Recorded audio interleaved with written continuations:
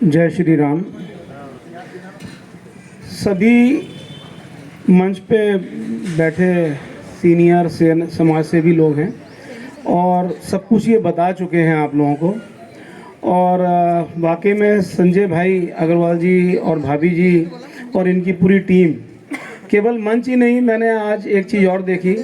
मंच पे तो हम एक बहुत छोटे से एक सिपाही हैं जो यहाँ बैठे हुए हैं, पर मंच के नीचे जो यहाँ सामने आप सब लोग जो बैठे हो, जैसे हमारा हनुमान धाम के विजय भाई हुए, शर्मा अंकल हुए और आप सब लोग जो हुए, सबसे मेरी जो चर्चाएं हुई कि अग्रवाल साहब ने एक माला पुरोई है, हर उस माला के अंदर जो एक एक बीज है वो समाज सेवी का है। तो ये बहुत बड़ी बात है कि इतना अच्छा सर्कल इन्होंने डेवलप किया और इतने समाज सेवी लोगों को इकट्ठा किया है। बूंद बूंद से घड़ा भरता है। और हमारे समाज के अंदर सरकार तो अपनी जगह जो काम कर रही है सो कर ही रही है, उसका एक तंत्र है, परंतु वॉलंटरली आप जो काम कर रहे हो इसके लिए बहुत बहुत साधुवाद आपको, आपकी पूरी टीम को, आपके सभी मित्रों को जो आपका मनोबल बढ़ाते हैं और आपको प्रेरणा मिलती है कि आप ये सब काम करते हैं। मैं वनवासी रक्षा परिवार फाउंडेशन का काम देख रहा हूँ मध्य प्रदेश में। हमारी भी पूरी एक टीम है, सब लोग मिलकर काम कर रहे हैं। हम 5वीं, 6ठी और 7वीं के बच्चों को शाम को 2.5 घंटे का एक प्रतिभा विकास केंद्र खोलते हैं। ग्रामीण क्षेत्र में जो भी हमारा आचार्य होता है उसको हम 1500 रुपये महीना देते हैं। जो शहरी क्षेत्र का आचार्य होता है उसको हम 4000 रुपये महीना देते हैं। तो आप सब लोग, क्योंकि आप सब समाज सेवी हो, आपके घरों के आसपास कोई ऐसा बस्ती क्षेत्र हो जहाँ पे आपको लगता हो कि यहाँ पे 5th, 6th और 7th के बच्चों को निःशुल्क ट्यूशन की आवश्यकता है और वहाँ पे कोई 12वीं से अधिक पढ़ा लिखा कोई ऐसा बच्चा है जो उनको पढ़ा सकता है, ऐसे पढ़ाने वाले को भी हम चांस देंगे। इस बहाने उसको एक रोजगार मिलेगा, उसका पढ़ने वाला बच्चा होगा तो उसका पढ़ाई का या पॉकेट मनी निकलेगा, प्लस वो वहाँ के 5वीं, 6ठी और 7वीं के बच्चों को निःशुल्क पढ़ाएगा, योग सिखाएगा और हिंदू संस्कार देगा। ये विश्व हिंदू परिषद का एक प्रकल्प है, वनवासी रक्षा परिवार फाउंडेशन, वो ये काम पूरे प्रदेश में कर रहा है। विश्व हिंदू परिषद का ये प्रकल्प है वनवासी रक्षा परिवार फाउंडेशन। तो आप सब में से किसी के भी कभी भी संपर्क में कोई ऐसा बच्चा आता है जिसको हम शाम को 2-2.5 घंटे का काम दे सकते हैं पढ़ाने का, तो वो उसको भी हेल्प होगी और वो 25 बच्चों को निःशुल्क पढ़ाएगा।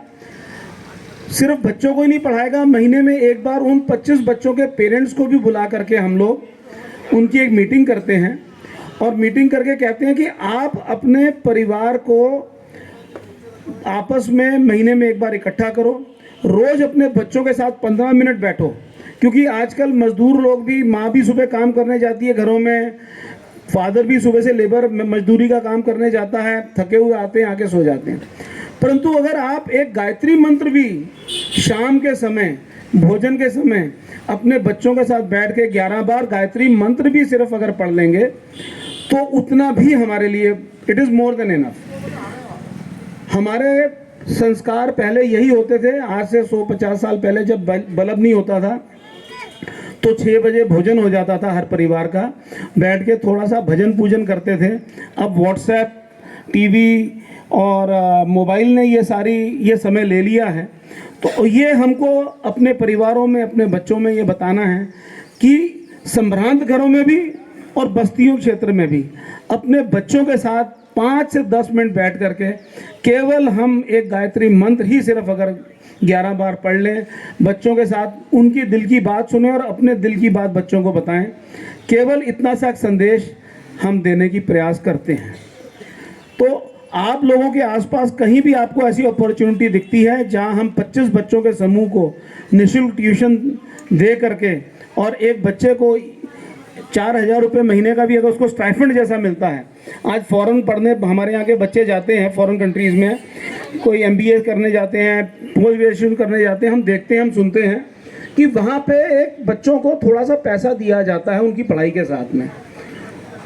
तो ये एक हमारी ही पद्धति है, गुरुकुल पद्धति है। पहले के ज़माने में गुरुकुलों में यही होता था, आज से 100 साल पहले यही होता था। ऐसे ऐसे विद्यालय कहीं नहीं होते थे 100 साल पहले, ये अभी अभी शुरू हुआ है। तो हमारे यहाँ क्या होता था, जो पुराने ब्राह्मण्स होते थे, जो पढ़ाने का काम करते थे, शास्त्री होते थे, वैसे ऋषि मुनि होते थे, उनके आश्रमों में जो लोग पढ़ते थे, वो बच्चे जंगल में घूम के खाने पीने का सामान इकट्ठा करके लाके अपने आश्रम में इकट्ठा करते थे और वहीं पढ़ते थे, वहीं रहते थे, और अपने खाने पीने का भी सारा जुगाड़ वो खुद ही करते थे और वो ऋषि मुनि करते थे।